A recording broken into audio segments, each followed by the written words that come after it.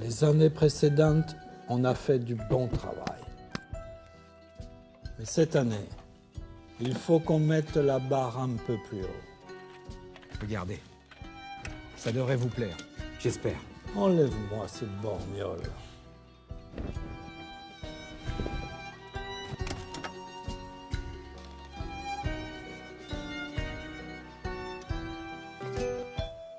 Bonjour à tous, bonjour à toutes, soyez les bienvenus. Je suis très heureux de vous retrouver pour ce 5e direct. Aujourd'hui, nous allons tout savoir sur le son au service. J'ai le sentiment d'ailleurs qu'une coupure de son peut tout remettre en cause. Mais ça, on le comprendra tout au long de notre émission. On en fera la preuve, bien sûr. Alors, je disais donc, pardonnez-moi, que le son était très important. Le son est au service de la narration et c'est ce qu'on va voir tout au long de cette émission avec plusieurs invités. Nous aurons également la joie de nous intéresser au processus de création du film, de voir l'importance des ingé-sons, comme on les appelle, pendant les tournages, mais aussi lors de la post-production en studio pour le mixage. Et nous passerons bien sûr par la case composition de musique de film qui reste dans nos têtes et qui nous rappelle beaucoup de souvenirs et souvent à la source de nostalgie. Tout de suite, je vous propose d'accueillir les deux premiers invités de cette émission. Il s'agit de Bernard Borel, qui est chef opérateur du son, et d'Hippolyte Richonnier, qui est réalisateur. On les accueille. Applaudissements. Bonjour, bienvenue. Bonjour Hippolyte, bienvenue. Soyez les bienvenus. Merci. On vient d'avoir par l'image et le son la preuve que c'est un élément fondamental, la prise de son, évidemment, qui donne une dimension à l'image. Alors, est-ce que finalement, après beaucoup d'expérience, puisque vous avez 25 ans au service du son, Bernard, quant à vous, est-ce qu'on peut dire que le son est un peu la dernière roue du carrosse aujourd'hui, malheureusement? Certainement pas. Le son, c'est quand même le support des dialogues, donc du sens, du discours. C'est aussi le médium de l'expression des sentiments, de la peur, des hésitations, du souffle, de tout ce qui est incontrôlé, et donc un peu mystérieux, on va dire, moins évident que l'image, en tout cas. Pour vous, Hippolyte, en tant que réalisateur, quelle est la place de l'ingé-son dans le tournage? Alors c'est vrai que l'ingé son a souvent cette place, on lui donne cette place de 5e roue du carrosse, mais je trouve ça vraiment pas normal. Et nous, sur nos tournages, en tout cas, le son est vraiment au centre, voire même presque plus importante que l'image. On a eu la chance de voir plusieurs fois qu'un film, en fait, où le son est un petit peu bancal, pêche beaucoup plus qu'un film où l'image est un petit peu plus bancale.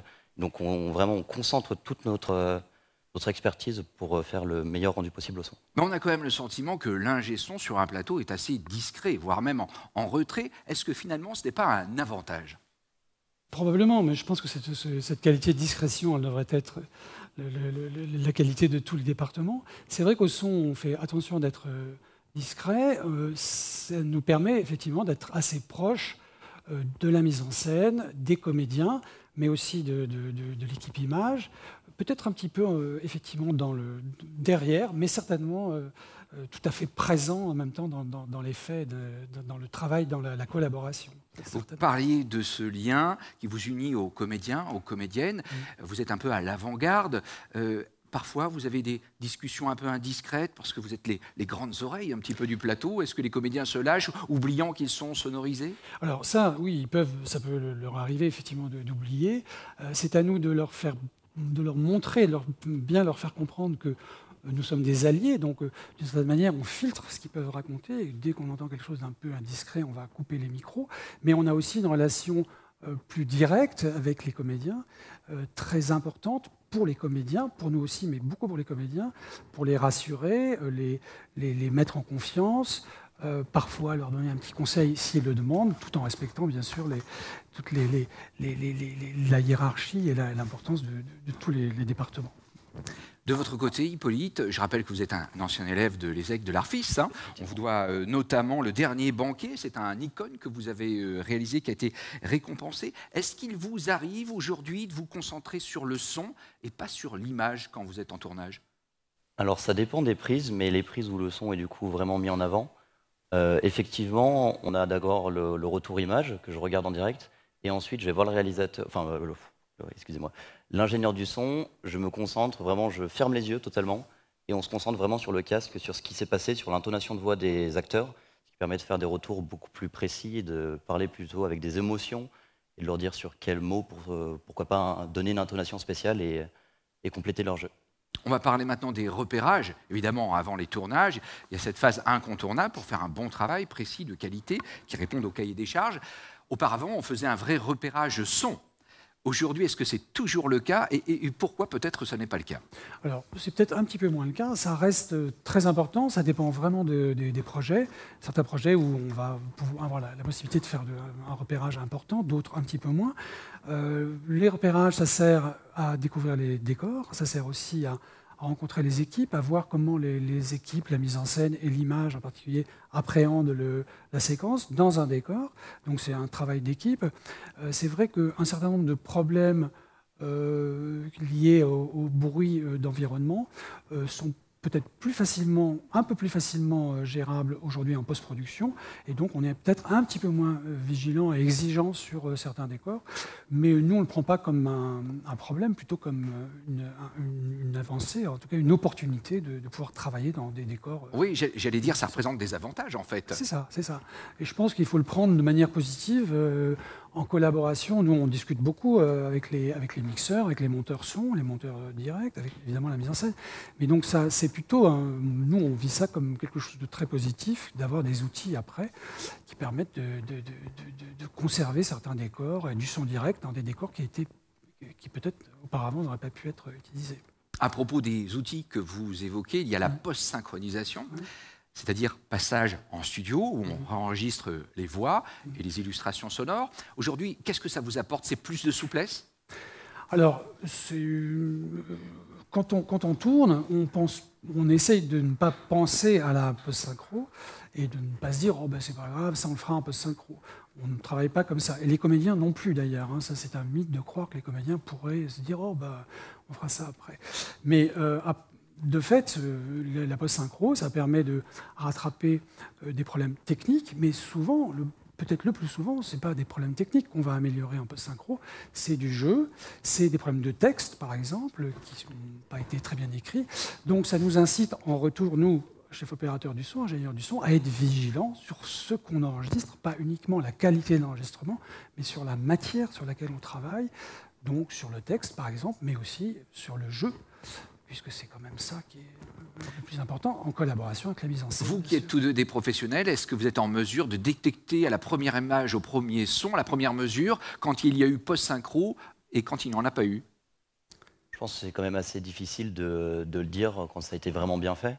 Mais ça m'arrive souvent de tiquer un petit peu en regardant un film et de dire « Ah, sur la labiale » ou alors sur l'intonation par rapport au positionnement des lèvres, tout simplement, de dire « Tiens, ça tique et ça a été fait après. » Ouais.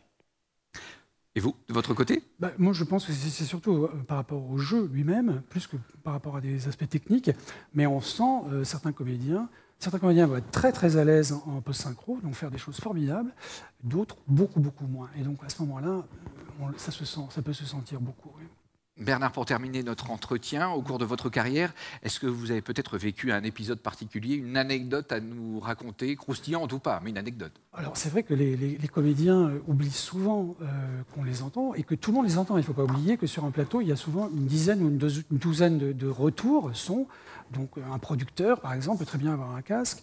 Et les comédiens, une situation classique, c'est les voitures travelling. En voiture, les comédiens oublient complètement, ils sont dans une petite bulle fermée, ils sont deux, en général, ils se mettent très très vite à parler de choses personnelles, et donc tout le monde entend. Et donc là, on est embêté, parce que si on coupe complètement le son, le réalisateur nous dit là, on n'entend plus rien, tu peux remettre le son, s'il te plaît? Je ne sais pas. Et voilà, donc c'est effectivement difficile, ces moments-là. Voilà, donc un métier qui demande du discernement et le sens des détails, évidemment, et de l'écoute, bien évidemment. Merci infiniment, Bernard, d'avoir été avec nous. Hippolyte, vous restez à nos côtés. On va évoquer maintenant, dans la deuxième partie, la post-production sonore. Et je vous propose, pour débuter, de regarder 2 extraits d'un mixage que notre prochain invité, qui s'appelle Johan Vera, a réalisé. Le premier extrait est uniquement fait avec la prise de son en direct et le deuxième est passé en studio de mixage. Je vous laisse regarder la différence, on en parle juste après. Ce monde rempli de peine, d'angoisse, de doute, as-tu vraiment envie d'y retourner? Docteur ? Docteur ? Ce monde rempli de peine, d'angoisse, de doute. As-tu vraiment envie d'y retourner? Docteur? Docteur?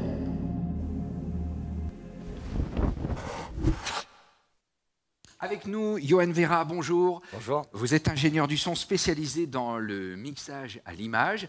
Est-ce qu'on peut tout de suite avoir des explications sur ce que nous venons de voir et d'entendre? Alors, malheureusement, je n'ai pas mixé cet extrait, donc je ne peux pas vous donner les coulisses de la façon dont il a été post-produit, mais ce que j'ai pu en entendre, c'est une prise assez brute pour démarrer, sans notamment l'ajout des musiques, sans l'équilibre des voix. Et une fois mixé, on peut constater l'apport du travail sur ces éléments. Donc justement, quel est l'apport du mixage? C'est une l'apport. dimension supplémentaire qu'on apporte? C'est une dimension supplémentaire, c'est une dimension hautement narrative, puisque le mixage, c'est la mise en valeur des sons qui ont été amenés par nos collègues chefs opérateurs son sur le tournage, mais aussi par les monteurs son qui créent le décor sonore, qui habillent, qui équipent de tous les images qu'on voit de nombreux sons. Mais après, la façon dont ces sons, on va les mettre plus ou moins en valeur, plus ou moins fort, eh bien, le spectateur va y prêter une attention plus ou moins consciente et une information plus ou moins importante va lui être transmise par ce biais-là. Bon, j'ai le sentiment quand même à vous entendre que c'est vous qui effectuez le travail le plus important, non, au niveau du son? Non, je crois que ça reste définitivement un travail d'équipe. Le travail de mixage a évidemment une place importante. Je crois que d'un point de vue créatif, si je devais donner une importance particulière à un poste, ça serait plutôt celui du monteur son. Mais évidemment, chacun de ces postes de la post-production intervient à un rôle technique plus ou moins important et créatif. Chacun s'équilibre, mais ça reste un travail d'équipe. Mais est-ce qu'on peut dire que vous apportez peut-être de l'épaisseur au son et vous suscitez davantage d'émotions aux spectateurs? On peut dire qu'on apporte en effet et de l'émotion et de l'épaisseur au son. Je pense qu'on n'est pas les seuls responsables de tout ça, puisque cette émotion, elle doit avoir été écrite en amont. On est là pour la servir, pour servir un propos, pour servir une vision. Et on ne peut pas l'amener si elle n'a pas été un minimum pensée avant nous, quand même.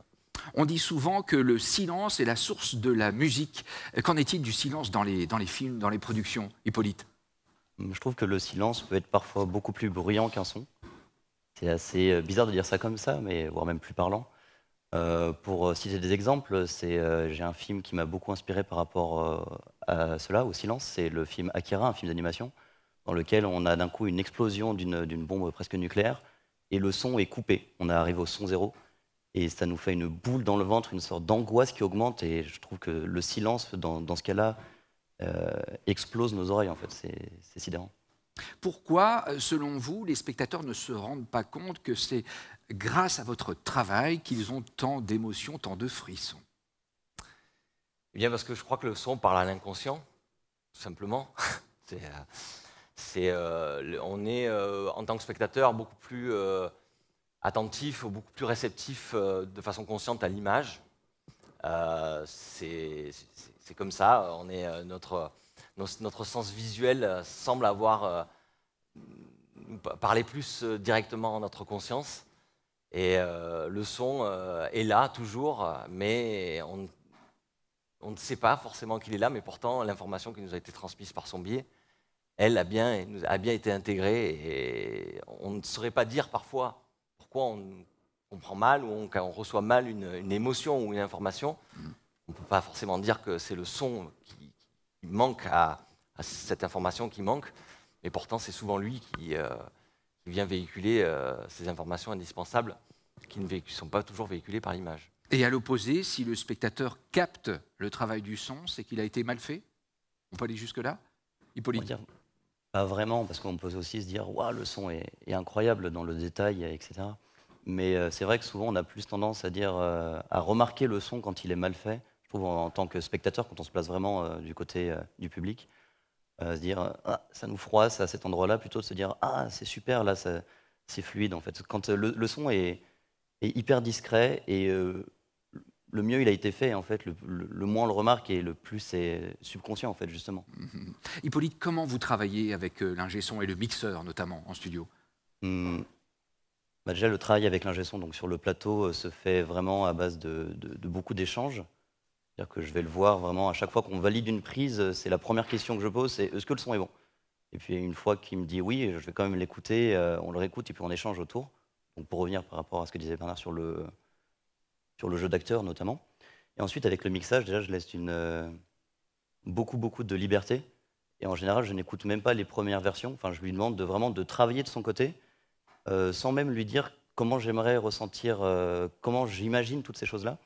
Et ça me permet de redécouvrir du coup quelque chose que je n'avais pas forcément imaginé, auquel je n'avais pas forcément pensé, et d'avoir de nouveaux points de vue. Et c'est un métier qui est extrêmement artistique aussi. Et il faut laisser les artistes faire leur travail et puis absorber tous les éléments pour faire la meilleure chose possible. Le cinéma, c'est effectivement le plus beau métier des métiers parce que c'est un métier qui se fait ensemble. De votre côté, maintenant, un mot sur la musique de film. Oui. La musique, elle transcende tout, ça Oui. apporte une nouvelle dimension. C'est presque un personnage. Elle est là pour raconter aussi des choses fondamentales, aussi parfois un peu inconscientes, même si on remarque beaucoup plus la musique que le travail du son en général. Évidemment qu'une séquence, en fonction de comment on va la mixer avec la musique, si on choisit de la mettre très basse en gardant le son ambiant, ou si on choisit de la jouer complètement musicale, on va complètement transformer la façon dont le spectateur va recevoir la séquence. Et la musique est évidemment un élément capital. Eh bien, ça tombe bien parce que la musique, c'est le thème de notre troisième partie de cette émission consacrée au son. Alors, vous connaissez toutes les mélodies cultes, hein. On peut penser à la musique de Star Wars, de Jurassic Park, de La Reine des Neiges, d'Harry Potter. Ce sont des films qui laissent évidemment des souvenirs impérissables. Et avec notre équipe, nous avons assisté à un ciné-concert du côté de l'Auditorium de Lyon. Après la représentation et la projection d'un film culte de Charlie Chaplin que vous connaissez tous, The Kid, voici la réaction des spectateurs. On en parle juste après.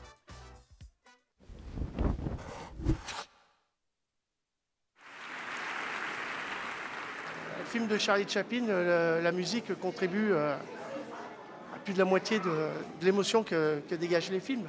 Oh bah, ça rend les choses plus vivantes, c'est plus sympa, on est vraiment plus dedans. Essentiel, on peut regarder un film en n'écoutant que la musique. Elle contribue à développer les scènes, les émotions, tout ce qu'on peut vivre à travers les images. Oui, il y a une grande différence. Oui. C'est pas les mêmes vibrations, c'est pas le même spectacle. On a la qualité du son d'abord, sentir les instruments, sentir l'interprétation. Donc oui, bien sûr, il y a une différence.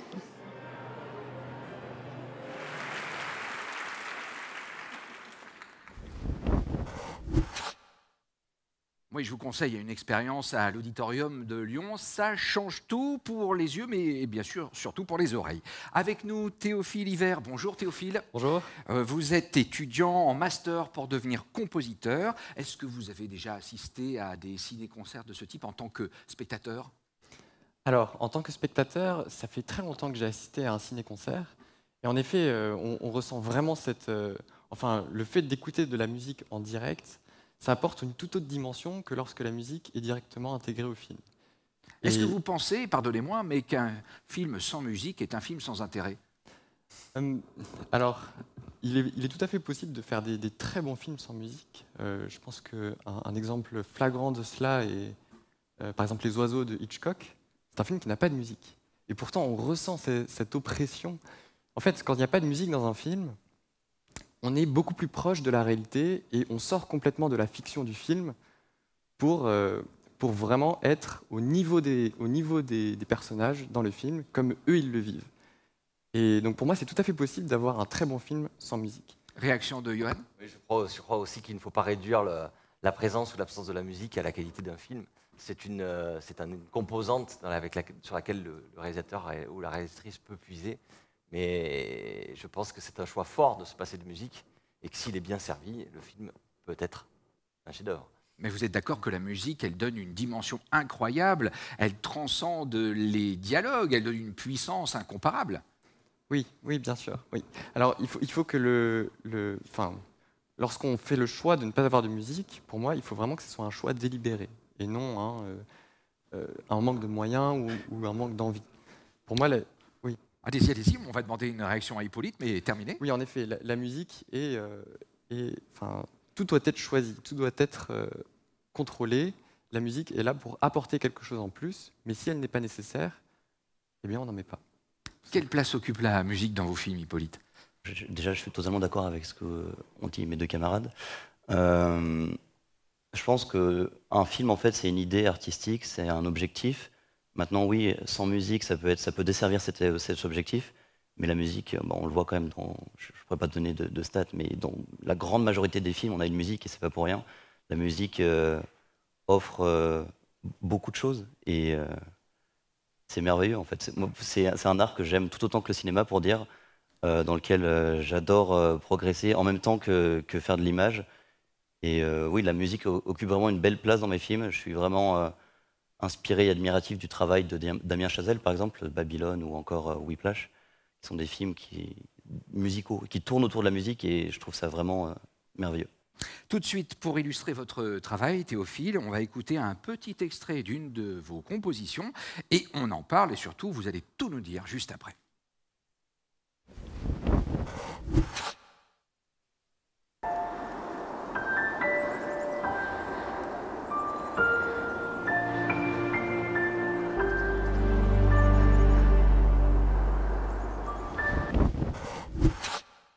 C'est dommage, hein, c'était trop court. J'ai adoré.